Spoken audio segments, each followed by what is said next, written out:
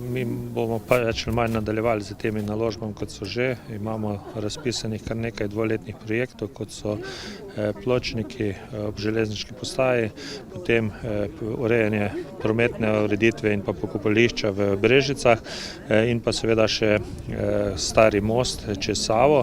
V letošnjem letu bi pa radi nadaljevali z ureditvijo mosta tudi starega čez Krko in pa seveda z novo investicijo gradnja vrtca v Artičah.